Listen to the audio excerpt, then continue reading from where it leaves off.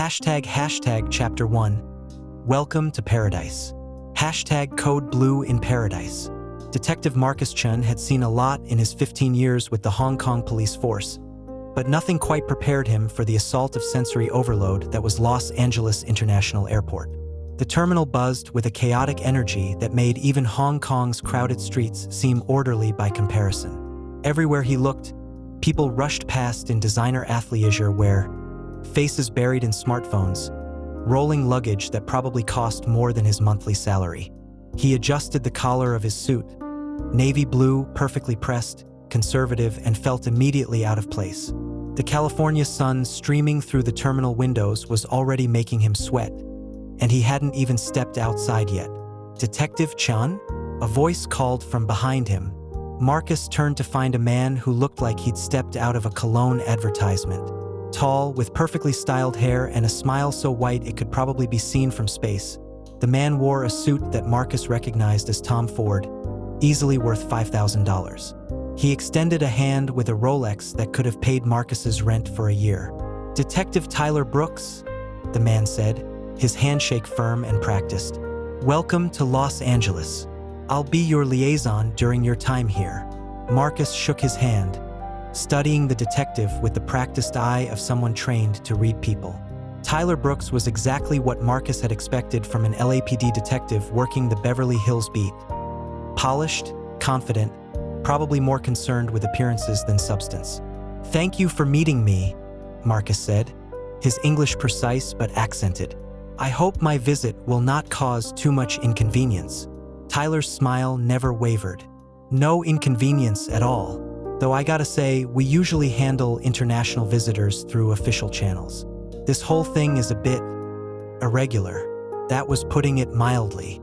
Marcus had pulled every string available to him to arrange this trip, calling in favors that had taken years to accumulate.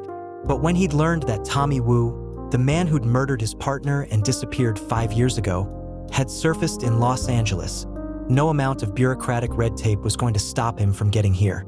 "I understand Captain Morrison has been briefed on my case," Marcus said carefully as they walked toward baggage claim. "Yeah, about that." Tyler's smile finally flickered. "The captain wants to see us as soon as you're settled. There's been a development." Marcus stopped walking. "What kind of development?" "The kind that's above my pay grade to discuss in the middle of LAX, Tyler said, gesturing for Marcus to keep moving. "Come on. Let's get your bags and head to the station. Nice and easy. Welcome to LA and all that." But Marcus had spent too long as a detective to miss the tension in Tyler's shoulders, the way his eyes kept scanning the crowd. Something was wrong. He could feel it. The drive from the airport to the Beverly Hills Police Department was an education in excess. Tyler's unmarked car, a Mercedes-Benz that seemed far too nice for police work, glided through traffic while Marcus stared out the window at a city that seemed to exist in a different universe from the one he knew. Palm trees lined streets where every other car was a luxury vehicle. Billboards advertised jewelry and fashion brands with price tags that could feed families for months.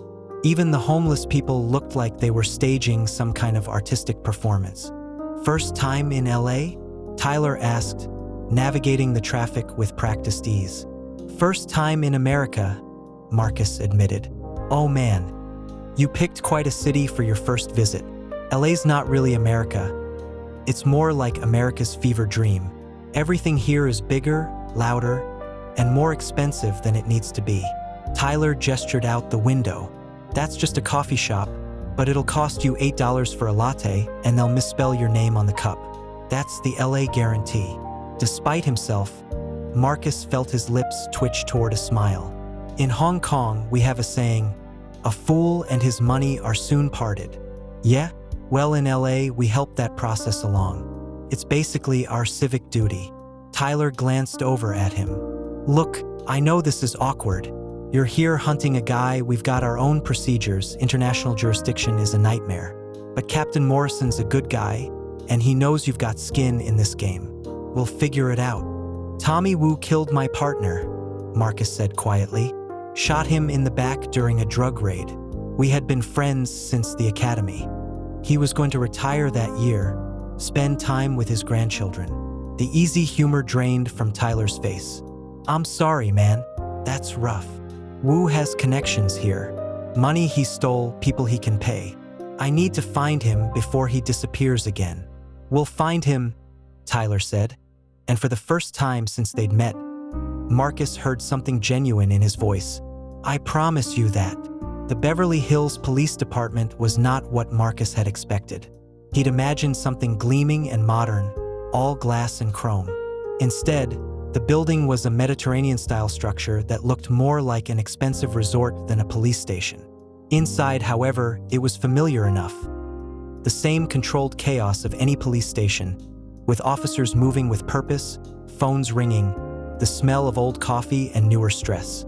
Captain James Morrison was a bear of a man, 6'4" with graying hair and the kind of weathered face that spoke of too many years dealing with too much nonsense. He stood as Marcus and Tyler entered his office, extending a hand. Detective Chen, welcome. I wish it were under better circumstances. Morrison's grip was firm but not crushing, professional. Please sit down. We need to talk. Marcus sat, and Tyler took the chair beside him. The captain's office was decorated with commendations and photos. Morrison shaking hands with celebrities, politicians, and what Marcus assumed were important local figures. A reminder that Beverly Hills policing was as much about public relations as it was about fighting crime.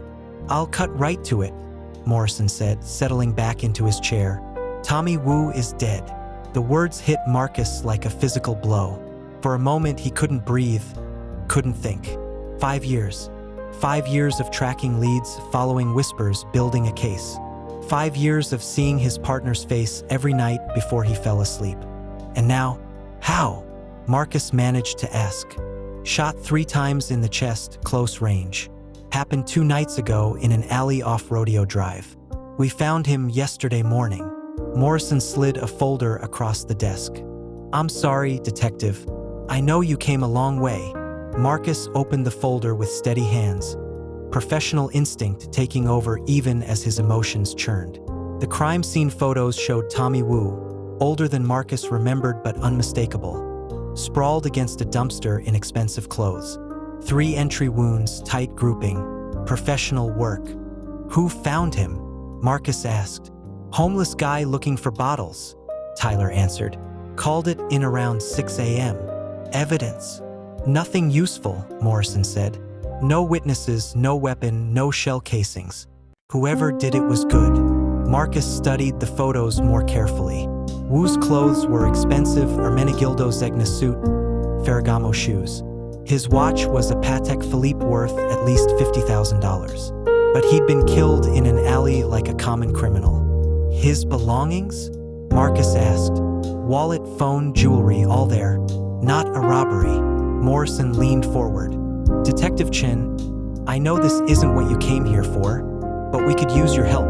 You know Wu better than anyone. You know his associates, his patterns. Whatever he was into that got him killed, it might lead back to Hong Kong. Marcus looked up from the photos. You want me to help investigate his murder? I know it's asking a lot, Morrison said. You came here to arrest him, not solve his murder. But right now, you're the closest thing we have to an expert on Tommy Wu. And between you and me, I think his death is connected to something bigger. Something that might be worth your time. What makes you think that? Marcus asked. Tyler pulled out his phone and showed Marcus a photo. Because 6 hours before Wu died, this guy was seen talking to him in a restaurant. Recognize him? Marcus stared at the photo. The man was Chinese, middle-aged, wearing a suit that screamed money and power. And Marcus knew exactly who he was. David Leong, Marcus said softly. One of the biggest triad bosses in Hong Kong. What is he doing in Los Angeles? That, Morrison said, is exactly what we'd like to know. He flew in 3 days ago on a private jet, checked into the Peninsula Hotel in Beverly Hills. As far as we can tell, he's here on business. But Tommy Wu is dead, and I don't believe in coincidences. Marcus's mind raced. Tommy Wu had stolen $3 million from a triad operation before fleeing Hong Kong. Had he been foolish enough to try to deal with David Leong? Or had Leong finally tracked him down for revenge? I will help, Marcus said, but I need full access to the investigation. No restrictions. Morrison and Tyler exchanged glances. You'll be working with Detective Brooks, Morrison said. He's our best investigator, and he knows Beverly Hills better than anyone. But you're here as a consultant, not an active investigator. That means— I know what it means, Marcus interrupted. I will follow your rules, but I need to see everything. The crime scene, Wu's hotel room, his financial records. Everything. Done, Morrison said. Tyler, your lead on this. Keep me informed. And gentlemen, he fixed them both with a hard stare. David Leong is a very dangerous man with very expensive lawyers. We need to do this by the book. No cowboy stuff, no international incidents. Are we clear? Crystal, Tyler said. Marcus nodded, though his jaw was tight. By the book. In Hong Kong, they had a different book for people like David Leong. But he was in America now, playing by American rules. Even if those rules had never caught Tommy Wu while he was alive. 2 hours later, Marcus stood in the alley where Tommy Wu had died. The California sun beating down on pavement that still showed faint traces of blood. Tyler stood beside him, making notes on his phone while Marcus walked the scene with the methodical precision of someone who'd investigated hundreds of crime scenes. No shell casings means the shooter either used a revolver or policed his brass, Marcus said, more to himself than to Tyler. The grouping on the shots suggests professional training, military or law enforcement, or triad enforcer, Tyler added. They're not exactly amateurs. Marcus nodded, crouching near where Wu's body had been found. The positioning was odd.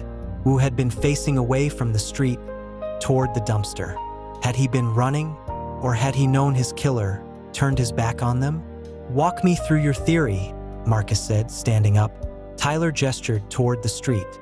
Wu leaves the restaurant around 10 p.m., alone. Security footage shows him walking toward his car. A rented Mercedes parked 2 blocks away, but he never makes it to the car. Instead, he ends up here. Tyler pointed down the alley. No signs of struggle, no defensive wounds. Either he came here willingly, or he was ambushed so quickly he couldn't react. He was meeting someone, Marcus said with certainty. Tommy Wu was many things, but he was not stupid. He would not walk into a dark alley at night without reason. So he thought he was meeting a friend? Or at least someone he trusted. Or someone he feared. Marcus looked around the alley. Is there any camera coverage? Nothing useful. Camera on the street caught Wu walking past, but the angle's wrong for the alley. We've got footage from neighboring buildings, but so far nothing's popped. Tech guys are still reviewing it. Marcus's phone buzzed. A text from an unknown number, but the message was in Cantonese. Welcome to Los Angeles, Detective Chen. We should talk. Alone. #Chapter 2. Fish out of water. The debriefing at the Beverly Hills police